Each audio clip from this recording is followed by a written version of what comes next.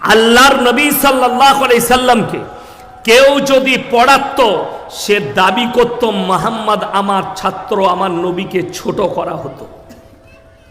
তাই দুনিয়াতে তিনি শিক্ষা গ্রহণ করেননি। জিবরিল আমিন বলেছেন, নবীজি পড়েছেন আল্লাহর কুদরতে, আল্লাহ তাআলা নিজের কুদরতি জ্ঞান দান করেছিলেন। জোরে বলুন সুবহানাল্লাহ। এবং পৃথিবীর আদি থেকে শেষ পর্যন্ত সৃষ্টির তিনি হচ্ছেন শ্রেষ্ঠ। যতগুলো নবী এসছেন, নবীদের শ্রেষ্ঠ পয়গম্বর তিনি, ইমামুল আম্বিয়া। ইমামুল আম্বিয়া কেন বলা হয়? ইমামুল আম্বিয়া মানে অনেক লোক জিজ্ঞাসা করবেন যে নবীজি যে ইমামুল আম্বিয়া মানে নবীদের ইমাম, তার দলিল কি আছে? যে নবীজির পেছনে নামাজ পড়তে হবে। আপনি যদি বলেন ইয়াসিন সাহেবের পেছনে আমি নামাজ পড়ছি, তো আপনার ইমাম ধরা যাবে না? যাবে না। এই ইয়াসিন সাহেব আমার গ্রামে ইমামতি করেছে 1 মাস, আমি তার মুক্তাদি। নবীজির পেছনে যিনারা দুনিয়া থেকে চলে গেছেন, সেই পয়গম্বররা কি নামাজ পড়েছেন? এর ঠোস দলিল আছে যে হ্যাঁ নামাজ পড়েছেন। এই পড়েছেন, এই কুদরতের মালিক সকলে বলুন কে? কথা বলে না? আল্লাহ। আল্লাহ ইচ্ছা করলে সব পারেন না? সব কিছু আল্লাহর হাতে।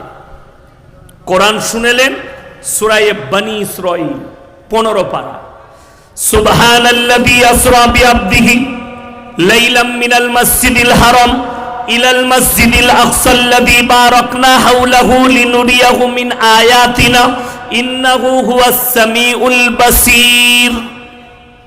সূরা বনী ইসরাঈলের একবারই প্রথম আয়াত। আল্লাহর নবী সাল্লাল্লাহু আলাইহি সাল্লামের যখন মিরাজের ঘটনা ঘটেছে, ওই বৃত্তান্ত এখানে দিয়ে আছে। আল্লাহর নবীকে জিবরিল আমিন নিজের বিছন থেকে তুলে মসজিদে হারাম থেকে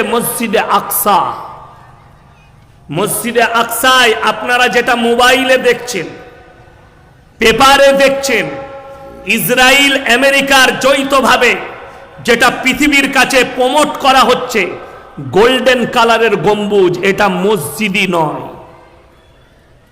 আল আকসা মসজিদ অরিজিনাল ব্ল্যাক গম্বুজ, যেটা সুলাইমান নবী তৈরি করেছিলেন। ব্ল্যাক কালারের গম্বুজটা, ওটা লুকানো হচ্ছে। ইসরায়েল দখল করবে বলে ওটাকে লুকাচ্ছে পৃথিবীর বুকে।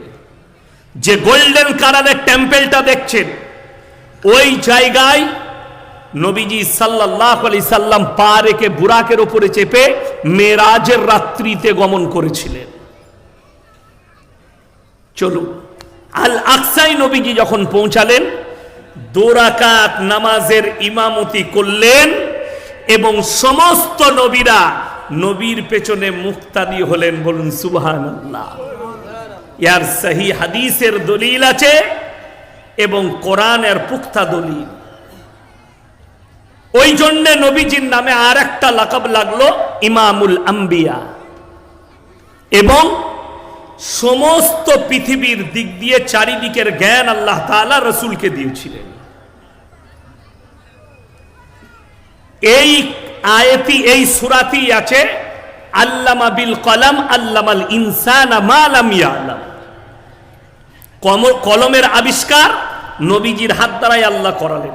আবিষ্কার শব্দের অর্থ অনেক শিক্ষিত লোক জানেন, অনেক মানুষ জানেন। আবিষ্কার শব্দের অর্থ হচ্ছে খুঁজে পাওয়া, সৃষ্টি নয়। খুঁজে পেয়েছে কোনো জিনিস। আল্লাহ যেদিনে দুনিয়া তৈরি করেছেন, কিয়ামতের সকাল পর্যন্ত মানুষ যতদূর এগুবে, কিয়ামত পর্যন্ত মানুষ কতটা কি খুঁজে পাবে, কতদূর জ্ঞান অর্জন করবে পৃথিবী সম্পর্কে, আল্লাহ সব এই ভান্ডারে ভরে দিয়েছে। আর গোটা পৃথিবীর বায়োডেটা এই কোরআনের মধ্যে আল্লাহ দিয়ে দিয়েছেন। জোরে একবার বলুন সুবহানাল্লাহ। এই কোরআনের ভেতরে আল্লাহ গোটা পৃথিবীর বায়োডেটা দিয়েছে। পৃথিবীতে যতগুলো বেঈমান কাফের আসুক, যারাই আসছে, যারাই চাইছে, কোরআন মিটে যাবে, ইসলাম মিটে যাবে, দাড়ি টুপি মিটে যাবে, আমি কালকে, আমি যদিও রাজনৈতিক বক্তা নয়, কিন্তু কোন রাজনৈতিক ব্যক্তি যদি ইসলামকে আক্রমণ করে, সে যত বড়ই বাপের বেটা হোক, তাকে আমি ছেড়ে কথা বলি না। আমি এক সপ্তাহ আগে গাড়িতে আসছিলাম উত্তর দিনাজপুর, তো আমার কাজ হচ্ছে রাতের বেলায় ঘুম না এলে গাড়িতে বসে বসে এখানে জলসা শেষ করব, গাড়িতে যখন যাব খালি খবর দেখি আমি পৃথিবীর কোন হারামের আওলাদ আমাদের বিরুদ্ধে ষড়যন্ত্র করছে। আসামের মুখ্যমন্ত্রী হিমন্ত বিশ্ব শর্মাজি, তিনি একটা বক্তব্যে বললেন মিডিয়ার সামনে, কে मैं चाहता हूं इस्लाम मिट जाना चाहिए, करुणा की तरह मैं मिटा दूंगा। এই বক্তব্য তিনার ইউটিউব আর ফেসবুক খুলে দেখেলেন, পেয়ে যাবে। আমি বললাম ভাই, आप जरा दिमाग से बात कीजिए, या तो आप स्कूल में नहीं गए, या तो आप दुनिया का इतिहास उठाकर नहीं देखे। एक मर्तबा देख लो, फिरौन आया था मूसा को मिटाने, खुद मिट गए। नमरूद आया था इब्राहिम को जलाने, खुद खत्म हो गए। আর আপনারা কি মনে করছেন এই কটা দিল্লি, বোম্বাই, গুজরাটের কটা কুত্তা লাপাচ্ছে, নবীজিকে গালি দিচ্ছে, কোরআনকে আর ইসলামকে গালি দিচ্ছে, ইসলাম মিটে যাবে? আমি আপনাদেরকে অনেকগুলো তথ্য দিয়ে যাব আজকে, কোরআন থেকে দেবো, আপনি অবাক হবেন। যারা চাইছে মিটে যাক, আপনি ইমানের উপরে টিকে থাকুন, আল্লাহর উপরে বিশ্বাস রাখুন। আজকের গালি নয়, নবী করিম সাল্লাল্লাহু আলাইহি ওয়াসাল্লাম কাবা ঘরের ভেতরে কোরআন পড়ছেন। কোথায় বললাম? কাবা ঘরের ভেতরে। বেঈমান কাফেররা বসে আছে, কেউ কেউ যারা বিশ্বাস এনেছে, একটু আড্ডু কলমা পড়েছে, নবীজির কাছে শুনছে। বাইরে, কাবা ঘরের বাইরে চারিদিকে তবলিগ চলছে। কাদের? বেঈমান কাফেরদের তবলিগ। তবলিগটা কি?